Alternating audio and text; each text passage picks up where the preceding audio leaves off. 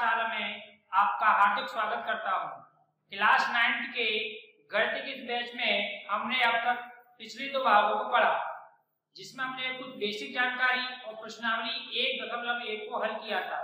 आज उससे आगे हम अगला भाग प्रश्नावली 1.2 को पढ़ेंगे। तो जिन छात्रों ने अभी तक चैनल को सब्सक्राइब नहीं किया है, प्लीज वो पहले चैनल को सब्सक्राइब करें तथा बेल आइकन को दबाएं, जिससे कि आने वाली क्लास का नोटिफिकेशन आपको तुरंत मिले, जिससे आपको पता चल जाएगा आपका अगला भाग कब रिलीज हुआ और आपको इसका लाभ मिल सके। साथ ही साथ चैनल को अधिक से अधिक शेयर करें और लाइक करें, जिससे कि आप हमारा मोटिवेशन बढ़ा सके। चलिए देखते हैं। तो प्रश्नावली आपकी 1.2, प्रश्नावली एक्सरसाइज आपकी 1.2, जिसमें पहला प्रश्न दिया गया है, नीचे दिए कथन सत्य है या असत्य कारण के साथ अपने उत्तर दीजिए। हालांकि इसमें प्रश्नों की संख्या कम है, लेकिन जो प्रश्न दिए वो बहुत ही महत्वपूर्ण और बढ़िया क्वेश्चन है, जो आपको एक नई जानकारी देते हैं। तो पहला कथन इसमें दिया गया है, प्रत्येक अपरिमेय संख्या, परिमेय तथा अपरिमेय संख्या को लेकर मैं आपसे पहले चर्चा कर चुका हूं। प्रत्येक अपरिमेय संख्या एक वास्तविक संख्या होती है। तो जिस दिन मैंने आपको भाग 1 में संख्याओं के बारे में जानकारी बताई थी, वहां पर मैंने आपको बताया था वास्तविक संख्या वास्तव में क्या होती है, अपरिमेय तथा परिमेय संख्याओं के समूह को हम क्या कहते हैं, वास्तविक संख्या कहते हैं। उसी में से हम थोड़ा सा यहाँ पर समझेंगे। जैसे मैंने आपको बताया था, तो वास्तविक संख्याएं जो हमारी जो रियल नंबर होते हैं, क्या होते हैं, वास्तविक संख्याएं जो होती हैं वो 2 भागों में बटी होती है, जिसमें आपकी परिमेय संख्या तथा अपरिमेय संख्या, परिमेय संख्या तथा अपरिमेय संख्या। अब यहीं से जो स्टेटमेंट को लिया, इसमें लिखा है प्रत्येक अपरिमेय संख्या। तो प्रत्येक अपरिमेय संख्या क्या होती है, एक वास्तविक संख्या होती है। तो हम देख पा रहे हैं कि वास्तविक संख्या यानी कि ये अपरिमेय संख्या आपकी किसमें से निकल के बनी, वास्तविक संख्याओं में से। अर्थात हम कह सकते हैं कि प्रत्येक अपरिमेय संख्या कैसी होती है, वास्तविक संख्या होती है। यही चीज मैंने आपको पहले पार्ट 1 के माध्यम से समझाया था। तो यहाँ इसको उधर से भी कह सकते हैं कि इसकी बजाय आपकी परीक्षा प्रश्न इस तरह से आ जाए कि प्रत्येक परिमेय संख्या कैसी होती है, एक वास्तविक संख्या होती है, तब भी आपका कथन कहता होगा सत्य होगा। यदि इसका उल्टा कह देते, यदि वो कहते हैं कि सभी वास्तविक संख्याएं परिमेय होती हैं, तो गलत होता है, क्योंकि वास्तविक संख्याएं परिमेय तथा अपरिमेय दोनों प्रकार की होती है। तो इन्होंने हमसे पूछा है कि प्रत्येक अपरिमेय संख्या, तो प्रत्येक अपरिमेय मतलब ये वाली संख्या कैसी होती है, सभी की संख्या जो वास्तविक संख्या होती है, और ये हमारा कथन कहता है सत्य है। कहता है हमारा कथन सत्य है। और सत्य के आगे इसका कारण पूछा तो लिखेंगे चूंकि आपका यही कारण है, क्योंकि वास्तविक संख्या कैसी, अपरिमेय तथा परिमेय संख्या होती है। क्योंकि वास्तविक संख्याएं परिमेय तथा अपरिमेय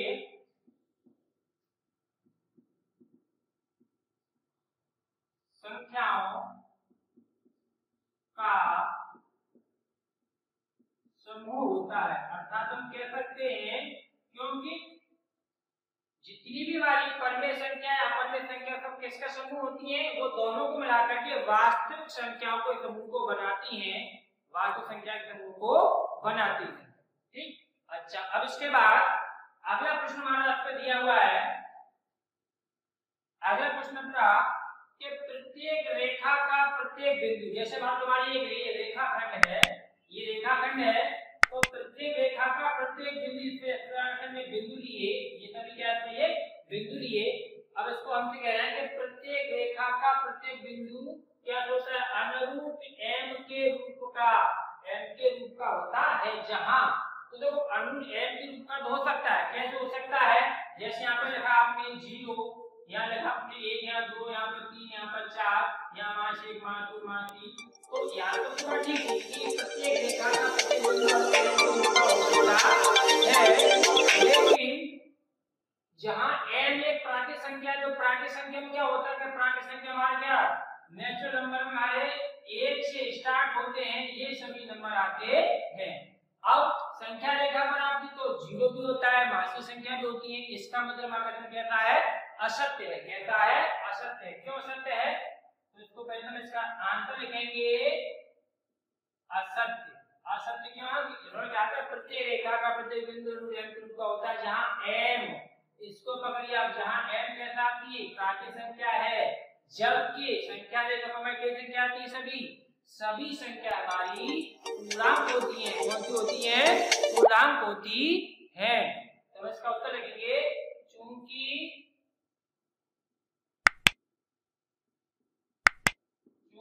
संख्या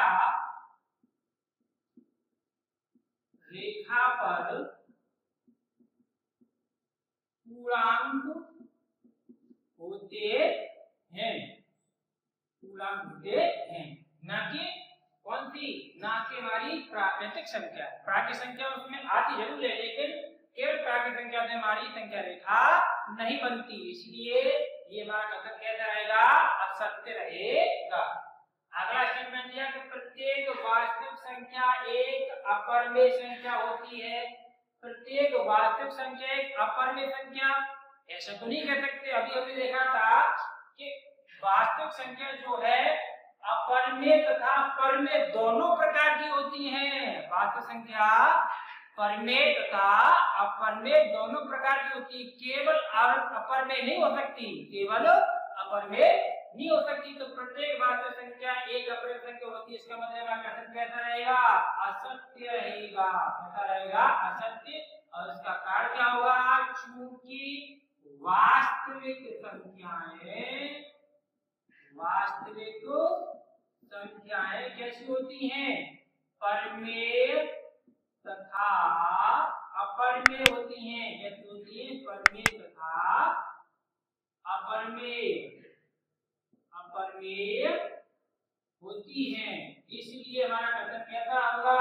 असत्य होगा। अगला प्रश्न नंबर 2 हमारा दिया है, क्या सभी पूर्णांकों के वर्गमूल, क्या चीज? वर्गमूल।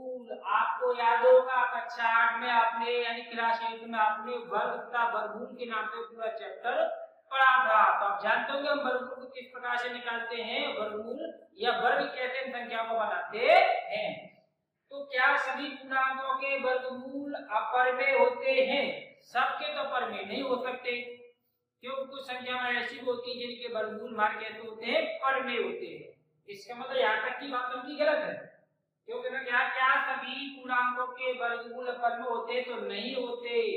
कुछ कैसे होते हैं? परिमेय भी होते हैं, सारी संख्या के वर्गमूल अपरिमेय नहीं होते। अपरिमेय का मतलब ये कहना चाह रहे हैं, जैसे हमने 4 का वर्गमूल लिया तो कितना आया? 2। 2 हमारी कैसी एक परिमेय संख्या है। इसी को यहाँ हमने देखा 5 का वर्गमूल कर रूप में 5 आया, ये कैसे आपकी होती? ये हमारी होती अपरिमेय संख्या। कैसी होती? अपरिमेय संख्या। यानी जो संख्या पूर्ण वर्ग नहीं होती है या जो संख्या अभाज्य होती है, जिनके गुणनखंड नहीं कर पाते, वो वर्गमूल के चिन्ह में कैसे बन जाती? हमारी अपरिमेय संख्या बन जाती है। आप सीधे तौर पर इसको ऐसे मोटी मोटी बातें याद रख सकते हैं। तो देखो 4 का जो वर्गमूल नहीं पाया कितना आ रहा? तो 2 से वर्गमूल परिमेय संख्या बहुत हो गई, परिमेय। कौन सी संख्या बनेगी हमारी? ये परिमेय। अब 5 का हमने वर्गमूल लिया तो हमारी कैसी बन गई? अपरिमेय। कौन सी संख्या बन गई? अपरिमेय। अब ये हमने क्या सभी पूर्णांकों के वर्गमूल अपरिमेय होते? तो नहीं होते। हम देख पा रहे हैं कुछ परिमेय भी होते तो कुछ अपरिमेय भी होते हैं। इसके अलावा क्या? यदि नहीं, यदि नहीं, तो नहीं का जवाब तो पहले मिल चुका है। हमने पहले ही तय कर लिया है सभी संख्या सभी पूर्णांकों के वर्गमूल कैसे? अपरिमेय नहीं होते। उन्होंने कहा यदि नहीं तो एक ऐसी संख्या के वर्गमूल का उदाहरण दीजिए जो एक परिमेय संख्या है। तो हम एक नहीं ऐसे 10 ही उदाहरण दे सकते हैं। मैंने आप खुद भी दे सकते हैं, जो कक्षा आपने खूब सी संख्या का वर्गमूल और वर्ग करना खूब सीखा था। चलिए इसमें एक उदाहरण लेते हैं। तो पहले इसका हम आंसर लेते हैं। आंसर में क्या आता है कि क्या सभी पूर्णांकों के वर्गमूल अपरिमेय होते हैं? तो इसका उत्तर क्या होगा? नहीं, ऐसा नहीं होता है। यदि नहीं तो, और इसके आगे में यदि नहीं तो नहीं, दोनों में मान लिया इसको। अब इसके बाद क्या कहेंगे? तो एक ऐसी परिमेय संख्या या संख्या के वर्गमूल को हटा दीजिए परिमेय हो। तो हमने क्या किया? एक नहीं कई संख्या ले लो। आपने क्या जैसे मान लो आपने लिया √4 को वर्गमूल में 2, आपने लिया 9 को वर्गमूल में ±3, ठीक है। ये सभी कैसी संख्या आपकी क्या मिलती है, परमेय संख्या। उन्होंने हमें एक उदाहरण पूछा था, हम 2 बता दिए। कितने बता दिए, 2। और ऐसे आगे भी उदाहरण हो सकते हैं। जिन जिन संख्याओं का वर्ग आप जानते हैं, जैसे 25 का वर्गमूल 5 लिख देंगे तो किस प्रकार की संख्या बन जाएगी हमारी, वो परमेय संख्या बन जाएगी। जैसा आपने 100 का वर्गमूल 10 लिख दिया तो क्या बन जाएगी हमारी, परमेय संख्या बन जाएगी। तो ये था आपका प्रश्न नंबर 1 और 2। इसके अलावा एक प्रश्न और आपका प्रश्नावली में जो बहुत ही महत्वपूर्ण है, मैं आपको इस बारे में बता दूं। अब तक हमने संख्या रेखा पर जो सीखा था, हम ऐसी संख्या को प्रदर्शित करते थे या तो भिन्नात्मक होती थी या परमेय संख्या होती थी, लेकिन हमने अभी तक संख्या रेखा पर अपरमेय संख्या को प्रदर्शित करना नहीं सीखा। कहने का तात्पर्य, आप पहले इस चीज को नोट करिए, परिणाम करिए। मैं साइड में हो रहा हूँ, आप इसका स्क्रीनशॉट लीजिए, वीडियो को रोक करके इसी पर लिख लीजिए, तब उसके बाद आगे की चीज को समझिएगा। इससे आगे मैं आपको सिखाने वाला हूँ क्या, कि अपरमेय संख्या को संख्या रेखा पर किस प्रकार से प्रदर्शित किया जाता है।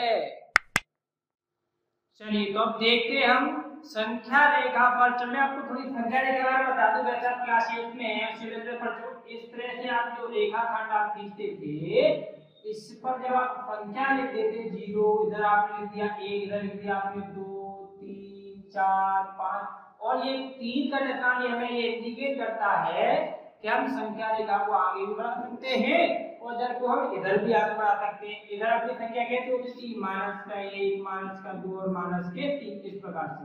तो इस पर हमने क्या, अभी तक माइनस की संख्या या प्लस की संख्या 0 या भिन्नात्मक संख्या जैसे 3/4, 1/2, इस तरह की संख्या आपने प्रदर्शित करना सीखा। तो 1, 2, 3 और इधर -1, -2 और -3। अब मैं आपके साथ आप 3/2 या 2/5 को प्रदर्शित करिए। तो क्या करते, जैसे आपको प्रदर्शित करना था 2/5, किसको करना है, 2/5 को।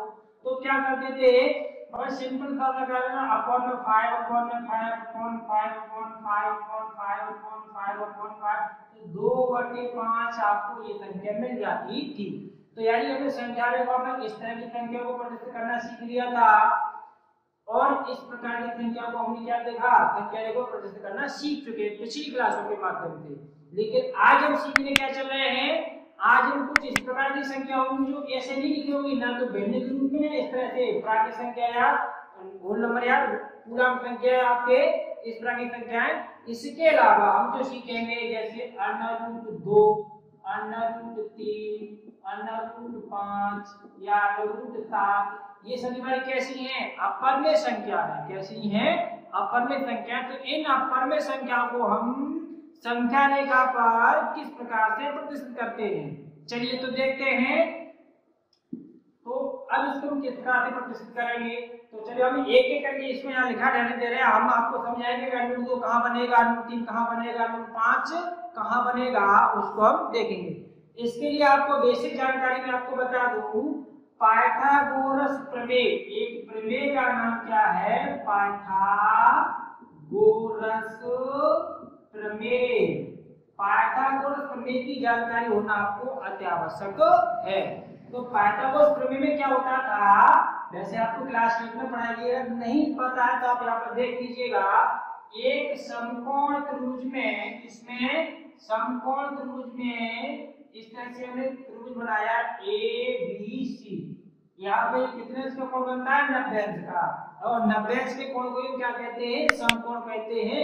इसलिए त्रिभुज का नाम क्या होता है, समकोण त्रिभुज। इस त्रिभुज में पाइथागोरस ने बताया था कि जो नीचे वाली भुजा है जिसको हम क्या कहते हैं, आधार, क्या कहते हैं, आधार। लंबी वाली भुजा को हम क्या कहते हैं, लंब, और तिरछी वाली भुजा को क्या कहते हैं, कर्ण, क्या कहते हैं, कर्ण। तो पाइथागोरस ने बताया था कि ये तिरछी वाली भुजा है, यदि इसका हम वर्ग करें तो ये अकेली भुजा इस दोनों आधार और लंब वाली भुजा के वर्ग के बराबर होती है।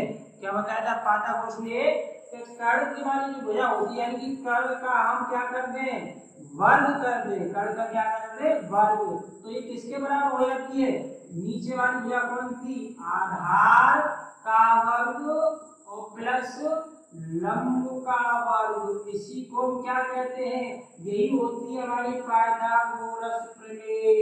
ये बहुत ही महत्वपूर्ण प्रमेय है, इससे आपको अक्सर कर हर अध्याय में, आपकी हर अगली क्लास में आपको काम पड़ने वाला है, इसलिए आप इसको अच्छे से याद कर लीजिएगा।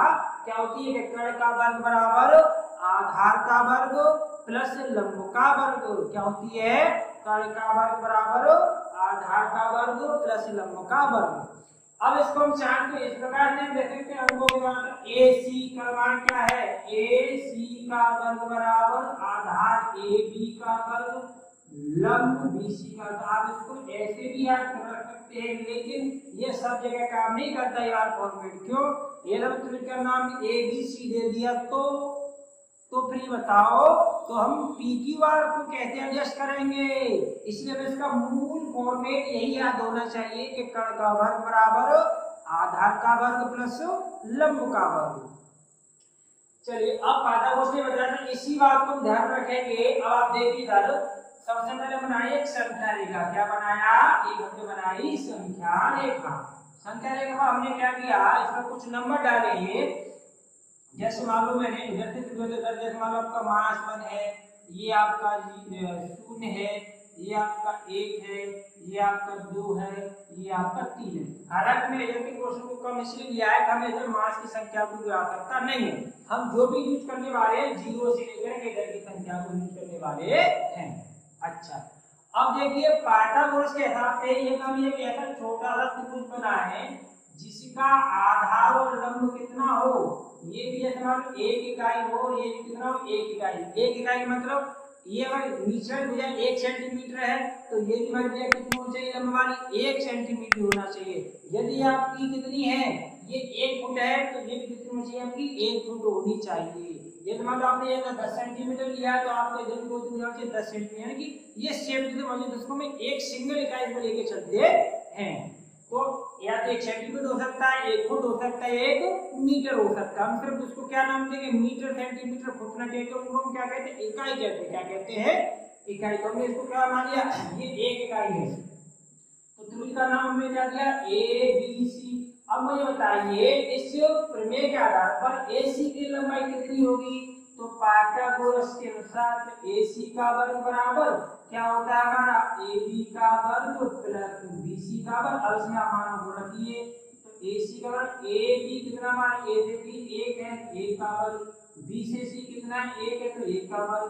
अच्छा बताइए तो 1 का वर्ग कितना होता है, तो 1 का गुणा 1 में करेंगे तो कितना आएगा, 1 गुणा 1 बराबर 1। 1 का वर्ग 1 ही होगा, इस वाले का वर्ग भी 1 होगा। तो ये हमारी संख्या कितनी होगी, 1 और 1 2। क्या हो जाएंगे, 1 और 1 2। अब कक्षा 8 में आपने सीखा था जब से वर्ग हटा दे तो जरूर संख्या पे क्या लगा देते हैं, वर्गमूल। क्या लगा देते हैं, वर्गमूल। यही आपकी क्या है, एक अपवर्गीय संख्या है जिसको हम यहाँ पर प्रदर्शित करना सीख रहे हैं। तो कैसे, चलिए हमने क्या 0 से लेकर के आपने यहाँ तक 1 इकाई ये वाला डिस्टेंस दिया जिसको आपने नाम दे दिया। चलो मान लो इसको मैं नाम दे दिया A, इस वाले बिंदु को नाम दे दिया मैंने A, इसको नाम दे दिया B। क्या दे दिया, B। चाहे आप ऐसा कर लेते हैं, A B को हटा करके ऐसा कर लेते हैं, यहाँ पर देखो साइड में यहाँ ये वर्ग लिख दे रहा हूँ, और जहाँ जहाँ आपको जो 0 है इसको मैं फिलहाल O का नाम दे रहा हूँ। ये बिंदु हमारा कौन सा, O, इसको मैं मान लेता हूँ A। O A की लंबाई कितनी आपकी, O से A आपकी 1 इकाई, O A यानी इस प्रकार से कितनी 1 इकाई।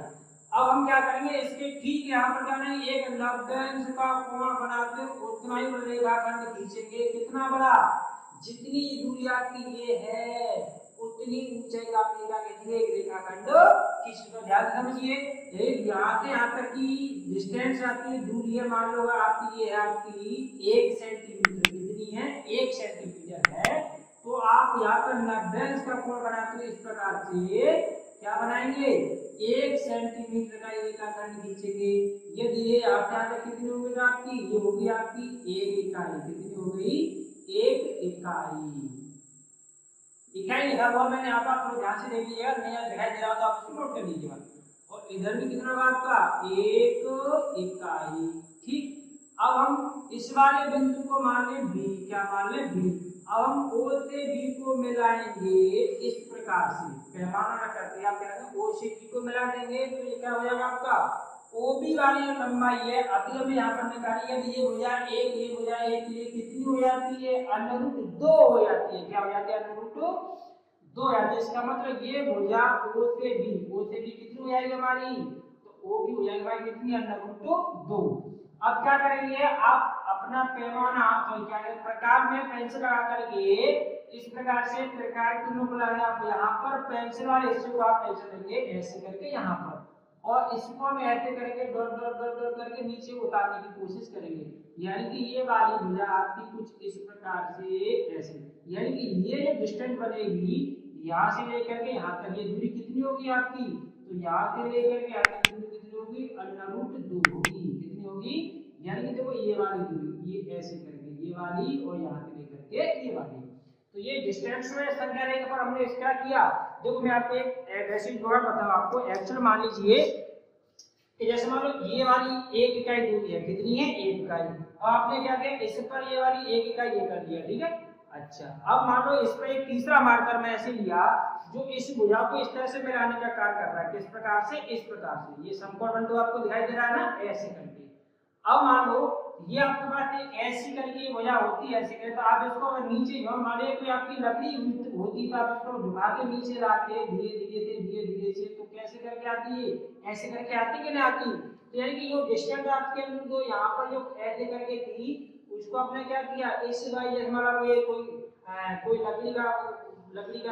लकड़ी की डंडी थी या मान आपको कोई धागा ऐसे करके कैसा हुआ था, आप इसको धीरे धीरे नीचे करके लाए ऐसे करके प्रकार के द्वारा जो दिखाया था। ये वास्तव में ये वाली दूरी और ये वाली दूरी कैसी है, बिल्कुल एक्यूरेट बराबर है। यदि ये √2 है तो ये दूरी कितनी होगी आपकी, यहाँ से लेके यहाँ तक √2 होगी। तो ये वाली भुजा आपको कितनी मिली √2, यानी कि वो भी कितना वाला आपको √2। अब सेम प्रोसेस हमारा यही चलता रहेगा। अब बिंदु बी पर हम यहाँ खड़े होंगे, यहाँ से हम क्या करेंगे, वही 1 इकाई की दूरी 90 अंश का कोण बनाते हुए आप इस प्रकार से आगे को खींचेंगे ऐसे करके, या फिर ये 1 इकाई, ठीक है। और इस वाले बिंदु को नाम दिया आपने सी, क्या नाम दे दिया सी। अब क्या करेंगे आप ओ से सी को मिला दीजिए इस प्रकार से। तो पहले तो मैं लिखोगे यहाँ पर कि माना, अब इसको मैं इसको फोल्ड कर देते, माना कि O से A, यानी कि O ये वाला बिंदु था और A वाला कौन था, देखिए O A वाला कितना है 1 इकाई है, कितना है 1 इकाई है। तब आपने क्या किया, O से A से B कितना आपका, ये भी 1 इकाई है, ठीक है ना। अब आपका त्रिभुज लेंगे कौन सा OAB, तो आपने लिया समकोण त्रिभुज OAB में आपको क्या लगाना था OB कर्व, जो मैंने उधर देखा ना वो एक्चुअली हमको इधर भी लिखना है, तो मैं इसको यहाँ लिख रहा हूँ। तो AOB यानी कि OB का वर्ग बराबर ये वाला OB क्या है, इस त्रिभुज का कर्व, कौन सा त्रिभुज का OAB, ये आपको एक त्रिभुज बना है OAB, इसमें ये आधार ये लंब और ये मान क्या कहलाएगा कर्व। कल की नाम हम इसमें दिखा रहे हैं, तो कैसे है मैं धारा देख तो कर भी सके, लेकिन ये हमारा रफ प्रकार था, इसको आप साइड में नोट करके रखिएगा क्योंकि इसके बिना हमारे ये क्वेश्चन सॉल्व नहीं होता। अब इसका हम क्या करेंगे, तो आधार का वर्ग क्या होगा आपका OA का वर्ग प्लस AB का वर्ग, तो आपको 1 का वर्ग प्लस ये भी 1 का वर्ग, तो 1 प्लस 1 वाला कितना हो गया 2, लेकिन 2 मान किसका OB का, तो आप क्या लिखेंगे OB बराबर √2।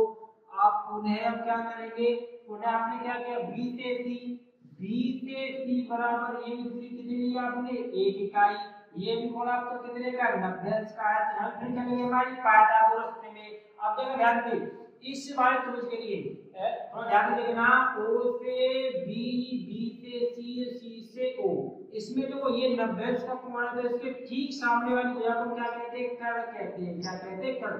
यानी कि OC, तो OC का जो वर्ग होगा वो किसके बराबर होगा, कर्ण। तो कर्ण के ये तो आपको होगा कर्ण, ये आपको होगा आधार भुजा, मतलब वो भी इस त्रिभुज के लिए क्या कहलाएगा आधार। कौन से त्रिभुज के चुन मैं लिख देता हूं, समकोण समकोण त्रिकोण का ओबीसी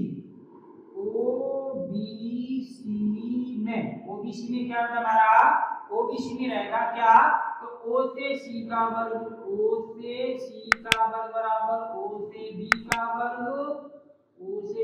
वर्ग प्लस बी से सी का वर्ग और ये हमारी दूरी कितनी है ये हमारी एक इकाई है यानी एक मात्रक है। अब इनका मान रख लीजिए वो भी मान कितना पहले से अनुरूप 2 है तो अनुरूप 2 का वर्ग प्लस 1 का वर्ग एक्चुअल कितना मिला हमें 2 का वर्ग प्लस 1 का वर्ग बराबर आपको मिलेगा 3 का कितना होता है आपका 3 ये आपको हो गया OC का वर्ग तो OC मेरा कितना का √3 कितना आएगा √3 चलो दिखाई दे रहा है आपको नीचे।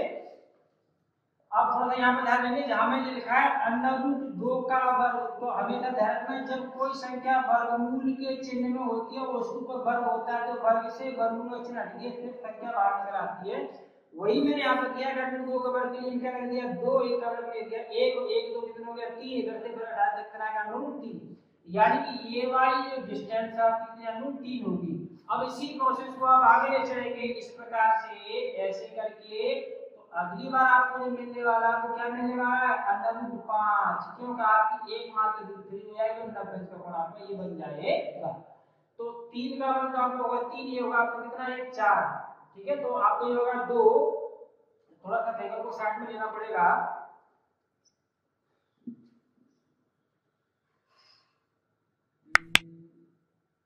ऐसा करते मैं इसको यहाँ से रिमूव कर रहा हूँ जो फिगर हमारा इधर आएगा तो ये बात बनेगी ये ऐसे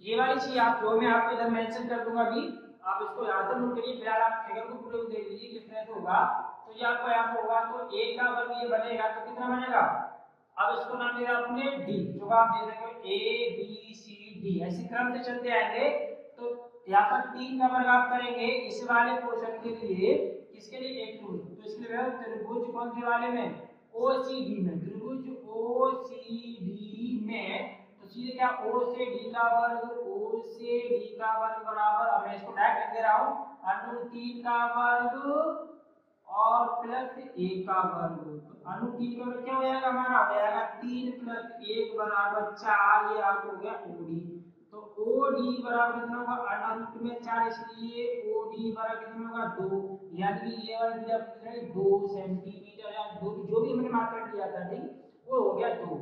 अब इसको प्रकार से ऐसे इसको बनाएंगे तो कुछ इस प्रकार से यहाँ पे ये बनेगी जैसे हम इसको प्रकार से इसको करेंगे तो यहाँ पे आएगी इसको हम लेके आएंगे तो हमारे कैसे 2 पे आगे मिलेगी। अब इससे आगे भी चलेंगे तो यहाँ पे हम करते भी एक मात्रक दूरी पर एक लाइन पुनः खींचेंगे और यहाँ पर ध्यान रखिए 90 का कोण बनाते हुए अब आपने यहाँ पे एक इसको ऐसे मिला दिया ये वाला बिंदु आपको हो गया ई क्या हो गया ई। अब ये भी आपकी मात्रक कितनी है एक मात्रक दूरी है इसके लिए अब इसके लिए हमारे पास जगह का अभाव है चलो मैं इधर से इसको हटा लेता हूँ यहाँ इतना यूज कर लेते हैं और वो